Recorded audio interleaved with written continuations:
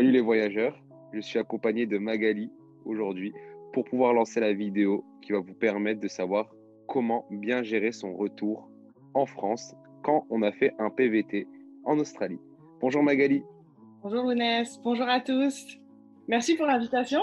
C'est normal, on a pensé directement à toi, moi et Manon, parce que voilà, Manon te connaît très bien et en plus, tu es totalement directement, ton entreprise permet directement à ces personnes de vivre mieux le retour en France. Du coup, est-ce que tu peux te présenter Magali? Alors, je suis Magali Desmith et j'ai vécu en Australie pendant 2 ans. J'ai fait 2 PVT. J'ai adoré mon expérience dans ce pays. J'ai vraiment adoré le pays. On pourra y revenir un petit peu. À mon 3e retour en France, j'ai créé l'entreprise Voyage, Emploi et Retour en France et j'accompagne les expatriés et les voyageurs ou les PVTistes qui reviennent en France. Et donc, je les aide à se réintégrer en France, à se réinstaller, à décrocher un emploi et puis à revenir sereinement, comment préparer son retour, tout ça dans le but de le vivre sereinement. La question, elle a été répondue parfaitement là.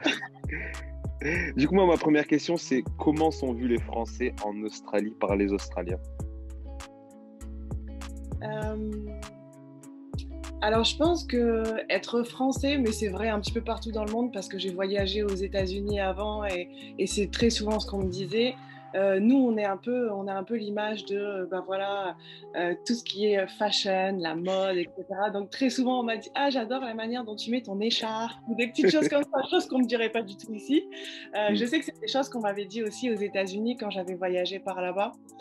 Donc, je sais que, en tout cas, c'est quelque chose qui, on est français, on s'habille bien, on est toujours un petit peu bien apprêté. Tout l'aspect aussi culturel français et gastronomie français, on est connu pour notre bonne gastronomie, pour tout ce qu'on peut, par exemple le fromage, je sais que le pain, il y a aussi pas mal de... Les viennoiseries. Ouais. Mais c'est vrai que voilà, les Français, on est assez bien représentés à ce niveau-là, au niveau de la gastronomie. Moi, je connais bien Sydney, donc je parlerai de Sydney, mais il y a plein de restaurants français et je pense que ça permet aussi de transmettre en fait notre culture là-bas en Australie. Voilà. C'est parfait. Et ça a été quoi le plus gros changement dans ton mode de vie quand tu es passé de l'Australie à la France et de la France en Australie? Alors, c'est notre environnement de vie. Bon, après, moi, je suis originaire comme Manon du nord de la France, donc en termes de climat, on est On n'est pas gâtés. voilà. Je pense que c'est plutôt dans le style de vie où on est assez tranquille, où on est assez chill. Même au niveau professionnel, c'est quand même assez différent où là, on va être dans notre profession très classique en France. En Australie, on nous donne beaucoup plus notre chance, on est beaucoup plus ouvert. Moi, j'ai fait des jobs en Australie que j'aurais jamais fait en France, par exemple. Et c'est ça Comme aussi lequel? qui m'a... J'ai travaillé dans une ferme et on avait fait une vidéo à ce sujet aussi. J'ai travaillé Je dans la une mettrai en ferme. description. Et donc, du coup, c'était génial. Enfin, jamais en France, j'aurais pu faire vivre et travailler au sein d'une ferme. J'ai travaillé aussi dans un restaurant. C'était un restaurant français assez haut de gamme. Donc, c'est pareil. En France, c'est pas mon domaine d'activité. Donc, j'aurais pas vraiment pu faire ce métier, à part en tant que saisonnier, par exemple, ou pour dépanner. Mais même ça aurait été assez difficile. Mais là-bas, on m'a laissé ma chance vraiment facilement. On m'a tout appris sur le terrain, etc. Et c'était vraiment assez intéressant. Pour revenir un petit peu à ta question de début, le changement, je dirais plutôt le climat. Parce que du coup, ici, on va être emmitouflé pendant une bonne partie de l'année. Là-bas, on va être en tongs, en robe. Moi, c'est cet aspect-là que j'ai beaucoup aimé. Après, je suis quelqu'un j'aime bien le soleil, j'aime bien la chaleur. Et ça, j'ai vraiment apprécié.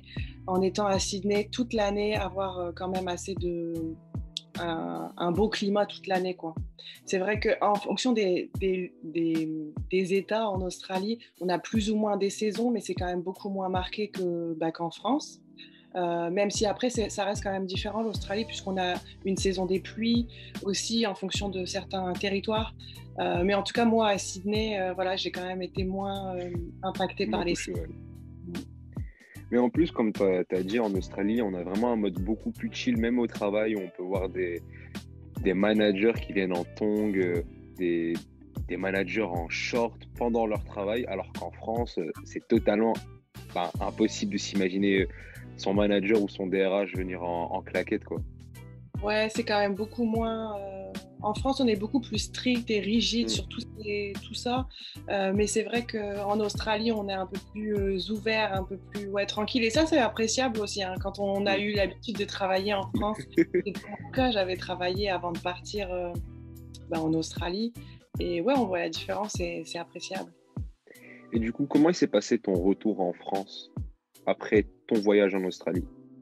Alors, du coup, j'ai vécu 2 retours en France à la suite de mes 2 PVT, parce que ce qui s'est passé, c'est que j'ai fait un premier PVT, je suis restée 1 an, et je suis revenue en France, j'ai travaillé pendant 1 an, et après, au bout d'un moment, je me suis dit, ça y est, je suis prête pour repartir, j'ai fait ma demande de deuxième visa, et je suis repartie 1 an, et ensuite, je suis revenue. Donc, j'ai vécu 2 retours en France après avoir vécu en Australie. Le premier a été assez compliqué. Tout simplement, après, moi, dans mon cas, c'était des retours, c'était fin de visa, donc pas forcément un retour qui est choisi. C'est jamais évident de revenir à la maison quand on a vécu au bout du monde tout seul, qu'on a été au soleil toute l'année, même si j'ai travaillé, hein, j'ai beaucoup travaillé, donc je ne me suis pas promenée.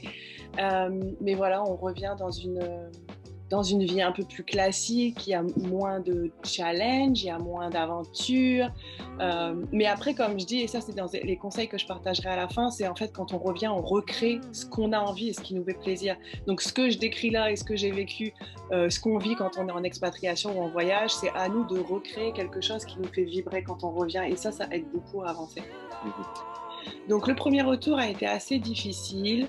J'ai clairement beaucoup pleuré et ça je le dis sans me cacher parce que du coup en fait c'était ma manière à moi d'extérioriser et de lâcher le truc en fait. Donc oui je le dis parce qu'on extériorise chacun à notre manière. Il y a des gens qui vont avoir besoin de s'isoler. Il y a des gens qui vont avoir besoin de beaucoup parler. Il y a des personnes qui vont pleurer. Il y a des personnes qui... Donc chacun le gère à sa manière. Ce qui est important, c'est surtout d'être patient et de prendre le temps en fait de vivre son retour en France, parce que très souvent on rentre avec beaucoup de je veux faire ça, il faut absolument que j'ai un emploi à ce moment-là, il faut que je retrouve mon logement, sauf qu'on ne peut pas tout gérer. On peut anticiper, on peut préparer, mais sur les choses qui vont se passer, les événements de la vie, on ne maîtrise pas ce qui va se passer, on ne maîtrise pas toujours en tout cas. Et pour le deuxième retour, ça a été beaucoup plus simple parce que pour ce deuxième retour, et qui était en fait en réalité mon troisième retour en France au total, puisque j'avais déjà vécu en Australie et j'étais aux États-Unis et j'étais déjà rentrée bien avant ça. Ce qui s'est passé cette fois-ci, c'est que j'avais retrouvé un emploi depuis l'étranger. Donc je savais que quand je rentrais, je reprenais le travail 3 semaines après mon retour en France. Et donc ça, indirectement, je savais que j'avais mon travail, je savais que j'avais mon contrat de travail, que j'allais avoir mon salaire, etc. Et donc ça permet déjà de mettre ça de côté et de se dire je vais m'occuper du reste en fait. Chose que au retour d'avant en fait j'avais pas anticipé et j'avais pas trouvé de travail avant de revenir en fait. J'avais recommencé à chercher en étant en France. Mais j'avais quand même retrouvé assez rapidement et ça aide beaucoup. L'emploi, c'est vraiment la clé au moment du retour parce que du coup, ça nous permet après de réavoir des nouveaux projets en France, de se loger aussi parce qu'on sait que le logement en France, c'est une grosse problématique, chose qu'on n'a pas du tout quand on arrive en Australie parce qu'on se loge très facilement. Et ce qui s'est passé, c'est qu'à mon troisième retour, enfin le deuxième retour après l'Australie, comme j'avais en tête ce projet de créer l'entreprise, c'était un peu mon fil conducteur et donc du coup ça m'a permis de rester motivée et rester focus en fait pendant tout mon retour. Je savais que c'était ça, je savais que c'était mon projet, je savais que je voulais faire vivre et faire naître ce projet d'entreprise et donc du coup c'est vraiment ce qui m'a ce qui a permis de me faire tenir, de voir que voilà, ce que je peux apporter aux personnes qui reviennent, ça a du sens, que ça a du sens pour moi, mais aussi pour les autres. Et ça, c'est vraiment une belle réussite parce que ça m'a permis de rebondir en fait personnellement et professionnellement au moment de ce retour-là en tout cas. D'accord. Question qui n'était pas prévue. Est-ce que ton retour aux États-Unis était énormément différent de ton retour de tes voyages en Australie? Alors après les États-Unis, c'était mon premier retour du coup, et là Mhm. ça a été une catastrophe. Ça a été vraiment très très compliqué, la différence de culture, le retour chez les parents, parce que du coup, bah, moi j'étais revenue chez mes parents parce que bah, j'avais 25 ans à l'époque et puis que c'était plus simple comme ça. Idem, j'avais retrouvé du travail assez rapidement et ça m'a beaucoup aidée, mais c'était pas suffisant. Et en fait, ce qui s'est passé, et ça c'est quelque chose, on est nombreux à le vivre, c'est qu'en fait, on rentre, mais très souvent, on veut parler de son voyage, on veut expliquer, on veut raconter ce qu'on a vécu, mais en fait, les gens, bah, ils sont dans autre chose. En fait, les gens, ils voyagent pas forcément. C'est pas qu'ils s'en fichent, mais C'est qu'ils n'ont bah, pas vécu. voilà, tout simplement, on n'est pas dans le même délire. Et ça, il faut l'accepter. Donc ça, c'est des choses que j'ai réussi à ajuster à mon deuxième et à mon troisième retour, où la différence, c'est qu'à mon premier retour, j'ai eu énormément d'attentes vis-à-vis de mes proches. Et je l'ai eu beaucoup moins à mon deuxième et mon troisième retour. Et ça m'a permis de... Je me suis dit, bon, bah, de toute façon, ils n'ont pas vécu le retour, ils n'ont pas vécu l'expatriation non plus. Ce que je suis en train de vivre, ils ne peuvent pas vraiment le comprendre. Et c'est OK. C'est tout, ben, on avance et je sais que moi, voilà, je me suis tournée vers d'autres personnes qui pouvaient être en capacité de réceptionner le message que j'avais à partager, en tout cas ce que je voulais. Donc je me suis entourée d'autres voyageurs qui étaient rentrés. Après, j'ai créé la communauté de voyage emploi retour en France et donc là, j'ai été entourée que de personnes qui rentraient aussi. Euh, donc oui, ça a quand même été très différent. Les trois retours ont été différents et après, ce que je dis aussi, c'est que je pense qu'avec la maturité aussi, j'ai réussi à mieux gérer mes retours. Ouais. Et c'est pour ça que pour moi, quand on retourne et qu'on revient d'Australie, pour moi, c'est très important de s'entourer dans des groupes de personnes qui ont vécu ce qu'on a vécu. Parce que sinon, on se sent très seul. Et c'est tout ce que j'ai entendu et tout ce qu'on a collecté, c'est vraiment ça pour certains. C'est énormément de solitude et énormément de personnes en fait qui ne pouvaient pas parler de ce qu'ils avaient vécu. Je Ouais, pense que tu es d'accord avec ça. ouais, c'est important de s'entourer, hein, que ce soit de voyageurs ou des anciens amis qui font Hmm. preuve de bienveillance et qui vont être en capacité de dire ok, bon bah viens, on va parler. Mais oui, c'est important de bien s'entourer parce que de toute façon, c'est ça aussi qui permet de se réintégrer facilement et puis de débloquer toutes les situations qui sont un peu en stand-by, comme je parlais tout à l'heure du logement par exemple. On sait que c'est la galère. Ben, si j'ai mon réseau autour de moi qui potentiellement connaît quelqu'un qui va me louer mon logement, etc., ça aide. Idem pour Hmm. l'emploi, hein. Et du coup, comment ta vie en France a changé après tes voyages en Australie? Alors déjà, moi, j'ai changé au fil de mes Hmm. voyages. J'ai pu acquérir énormément de choses que j'aurais pas pu acquérir en fait dans une vie classique en France. Voilà, je me suis retrouvée seule à l'étranger, quand même assez loin de la maison, à devoir me gérer, à devoir prendre mes décisions. Ben voilà, quand j'ai un problème, ben, je prends mes décisions. Alors que ici, par exemple, en France, ben, on va par exemple consulter sa famille, ses frères, sœurs, amis. Bon, bah, c'est tout. Là, de toute façon, j'étais dans un environnement complètement différent. Je me suis gérée, j'ai pris mes décisions, j'ai pris en maturité. Après, j'ai développé aussi pas mal de compétences. Du coup, comme j'expliquais, que j'ai pu faire des jobs que je n'aurais pas pu faire en France, par exemple. Des compétences aussi au niveau de la langue. Donc, je reviens en étant une personne différente. Et ça, je pense que c'est important de le notifier. Et puis après, comment ma vie elle a changé, ben, du coup, je suis devenue entrepreneur à mon troisième retour. Et ça, c'est quand même pas rien dans la vie d'une personne, dans la vie d'une femme. C'est la posture qui change, c'est mon environnement de travail qui change. Avant, quand j'étais salariée, j'allais au bureau. Aujourd'hui, je travaille de n'importe où. J'ai mon ordinateur. Je travaille de la maison, du café ou de mon jardin. Je travaille avec des personnes qui sont partout dans le monde. Donc ça, c'est aussi très stimulant, vraiment très intéressant de me retrouver, je ne sais pas moi, le matin à travailler avec un Français qui est installé au Japon et puis l'après-midi à accompagner une Française qui est installée au Canada, par exemple. C'est très riche en termes de rencontres, en termes de partage. Euh, Tout ça, c'est vraiment intéressant. Donc, ma vie, elle a changé dans ce sens-là. Ce qui est important aussi de comprendre, c'est que finalement, c'est mes 3 retours en France à la suite de mes expériences à l'étranger et mon expertise en fait que j'ai depuis toujours en tant que conseillère en insertion professionnelle, où j'accompagne en fait depuis toujours les personnes dans leur démarche de recherche d'emploi et de reconversion professionnelle. Donc c'est ce combo-là en fait qui m'a permis, quand je suis rentrée, de créer cette entreprise. Si j'étais jamais partie à l'étranger, j'aurais jamais créé cette entreprise, clairement. Donc j'ai vraiment mis bout à bout mon expertise et mes expériences personnelles, mes expériences de terrain pour en arriver à ce projet d'entreprise. Et ça, je pense que c'est important de le noter aussi, parce que du coup, tout a un sens, en fait, tout le chemin de vie personnel et professionnel aujourd'hui réuni dans un service que je propose et puis dans l'entreprise que j'ai pu créer, en fait. Quels sont tes conseils pour quelqu'un qui ferait son retour en France? Alors, ce qui est important, c'est de se préparer et d'être sensibilisé à ce qui peut se passer quand on va revenir. C'est important de se préparer au niveau administratif. On sait qu'il y a pas mal de choses à refaire, à remettre en place quand on va revenir.